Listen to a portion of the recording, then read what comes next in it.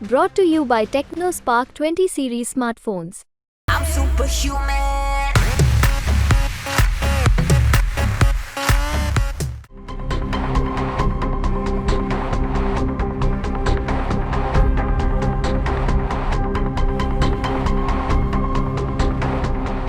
भारत का सबसे बड़ा और सबसे मजबूत साझेदार रूस और रूस के राष्ट्रपति व्लादिमीर पुतिन भारत के प्रधानमंत्री नरेंद्र मोदी के पक्के दोस्त कहे जाते हैं। लेकिन आज की तारीख में कुछ अलग हुआ। ये तस्वीर बहुत कुछ बयां कर रही है। यूक्रेन से युद्ध के बीच रूस के राष्ट्रपति चीन से कुछ चाहते हैं। निश्चित तौर पर चीन से रूस की अपेक्षाएं कुछ ज्यादा हैं। यूक्रेन युद्ध में चीन जो लगातार रूस को हथियार के जरिए से मदद देता रहा, उसी चीन का दौरा करने के लिए रूस के राष्ट्रपति व्लादिमीर पुतिन सबसे पहले पहुंच गए। 5वीं बार रूस के राष्ट्रपति पद की शपथ लेने के बाद व्लादिमीर पुतिन ने अपना पहला विदेशी दौरा किया और ये पहला विदेशी दौरा किसी और देश का नहीं बल्कि चीन का था। रात के अंधेरे में व्लादिमीर पुतिन का स्पेशल विमान चीन की धरती पर लैंड करता है और उसके बाद उतरते हैं व्लादिमीर पुतिन, जो भारी सुरक्षा व्यवस्था के बीच में चीन के राष्ट्रपति से मिलने के लिए निकल पड़ते हैं। चीन के 2 दिवसीय दौरे पर पुतिन चीन के साथ मिलकर बड़े फैसले करने वाले हैं। चीन के राष्ट्रपति शी जिनपिंग से मुलाकात के साथ ही दुनिया भर की नजरें इस मुलाकात पर टिकी है।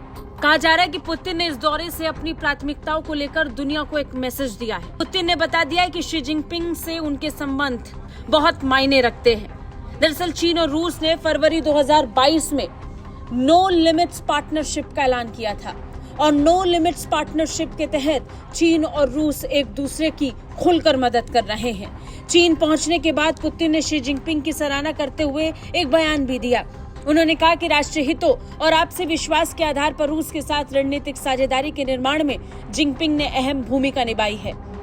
दोनों देशों के बीच स्ट्रेटेजिक पार्टनरशिप की वजह से ही मैंने एक बार फिर रूस के राष्ट्रपति पद की शपथ लेने के बाद चीन का सबसे पहला दौरा करने का फैसला किया है।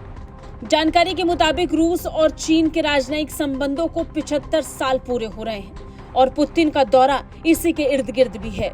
दोनों देश एक दूसरे के साथ अपनी साझेदारी की 75वीं सालगिरह मनाना चाहते हैं और इसी को लेकर जिनपिंग और पुतिन ये मुलाकात कर रहे हैं। इस दौरान दोनों नेता व्यापक साझेदारी, रणनीतिक सहयोग से जुड़े मुद्दों पर बात करने वाले हैं। पुतिन का यह दौरा ऐसे वक्त पर हो रहा है जब जिनपिंग फ्रांस, सर्बिया और हंगरी की यात्रा कर लौटे हैं। जिनपिंग के साथ मुलाकात में पुतिन का सबसे बड़ा agenda power of Siberia 2 pipeline project से जुड़ी डील का है। इस प्रोजेक्ट के तहत उत्तरी रूस से चीन तक नेचुरल गैस की सप्लाई होगी। चीन और रूस के बीच हुआ ये समझौता अब तक अधूरा है और इसे पूरा करने के लिहाज से रूस और पुतिन इसे लेकर मन बना रहे हैं। ब्यूरो रिपोर्ट, भारत तक।